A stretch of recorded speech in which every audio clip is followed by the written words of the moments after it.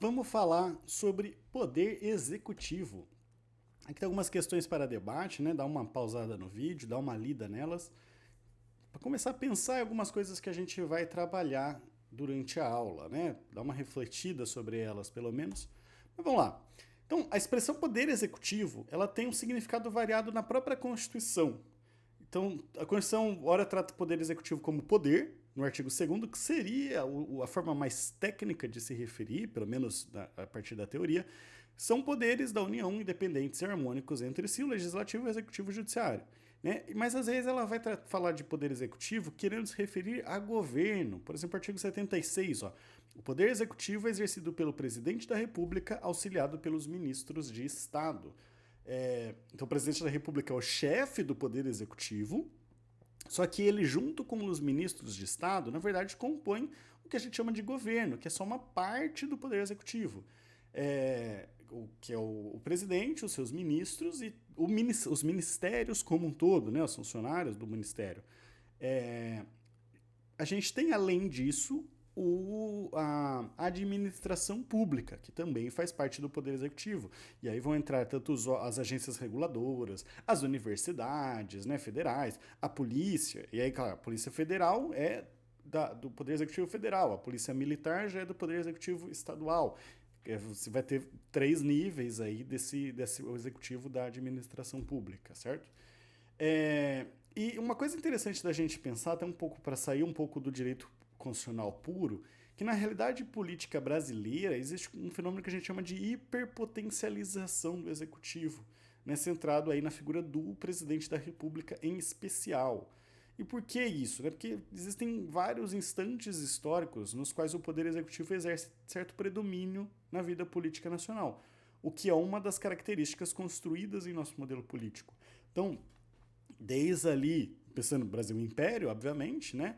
A figura do imperador, mas na proclamação da República, com aquela República do. Como chama? República do Aço, acho que chama, com os militares, né? O Marechal Deodoro e o Floriano Peixoto, que tiveram ali uma atuação mais incisiva. Você tem o governo Vargas também, com bastante força, né, principalmente na época do Estado Novo, da ditadura Vargas. Você vai ter depois a própria ditadura militar.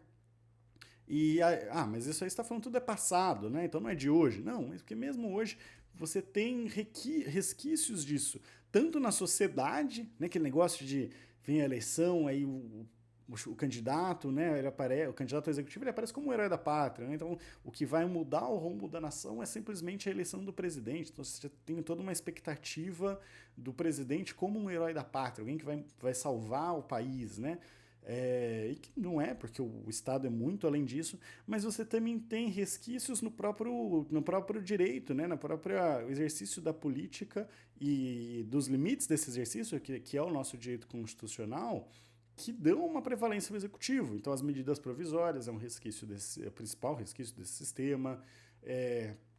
Você tem os projetos de lei propostos pelo executivo, inclusive com possibilidade de pedir urgência, algumas questões que trazem esse destaque que se dá ao executivo no Brasil, não só no Brasil, na América Latina como um todo, tá? Isso é um fenômeno muito latino-americano.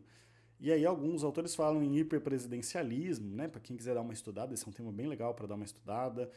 Hipertrofia do executivo também é outro termo utilizado, e pode ter diferenças teóricas, mas a gente não vai entrar nisso, tá?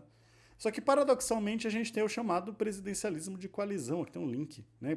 Podem pegar no slide o link de uma aula de ciência política minha sobre o tema, que é um conceito desenvolvido por um cientista político que é o Sérgio Abranches, na época em que se estava discutindo a Constituição, né, que ele estava vendo a Constituição se formando e o próprio cenário político brasileiro, que é a ideia de que o presidente, para ele conseguir governabilidade, ele precisa de uma coalizão, ele precisa formar, não só com o seu partido ele vai ter essa governabilidade, mas ele precisa de uma coalizão de partidos, que no começo envolvia até a coalizão ali no momento da eleição, né, que você votava não só no partido, mas o voto por um deputado ele iria para toda a coalizão, esse sistema não existe mais, mas também isso ainda existe, A questão da formação do gabinete, né? Então o presidente vai chamar o gabinete que a gente chama do o governo, né? O núcleo central do governo, dos ministros do presidente.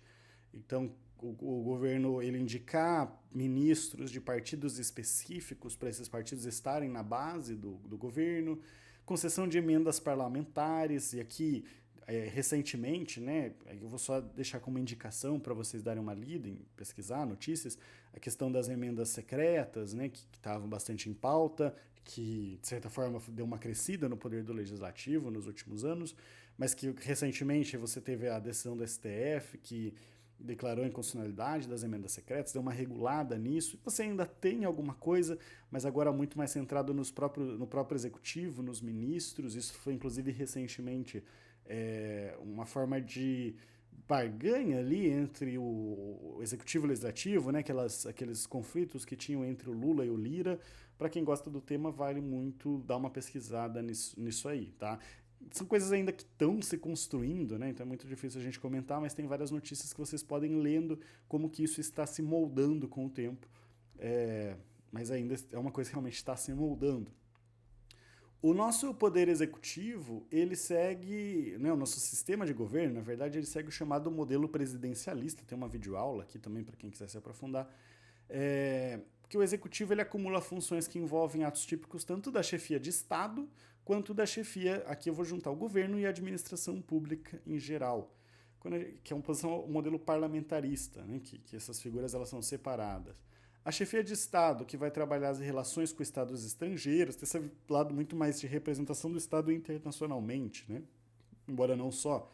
Então, vai lá fazer um acordo, vai conversar com o presidente, a gente está falando do Poder Executivo como chefe de Estado.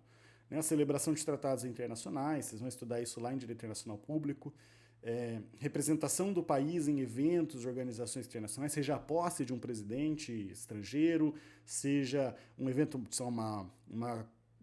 um congresso do clima, né, que vai envolver vários países, então um chefe de Estado, ou um representante seu, tal, que é o Poder Executivo como um todo, pode ser um ministro do meio ambiente, um ministro da economia, um ministro das relações exteriores, representando também o país, dependendo da temática, né?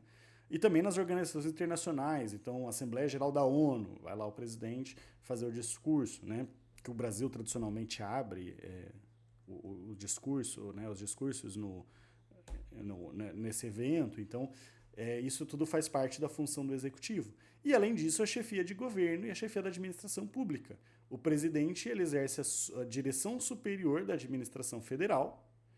Ele também vai ter outras coisas que a gente já deu uma estudada, né? Quando a gente falou de processo legislativo, ele tem iniciativa para certos projetos de lei, em especial projetos de lei de questões orçamentárias, né? Edição de medidas provisórias, expedição de regulamento, esse a gente vai dar uma olhada melhor nessa aula. E também ele é o chefe das Forças Armadas, né? O presidente da República, ele está no comando das 3 Forças Armadas.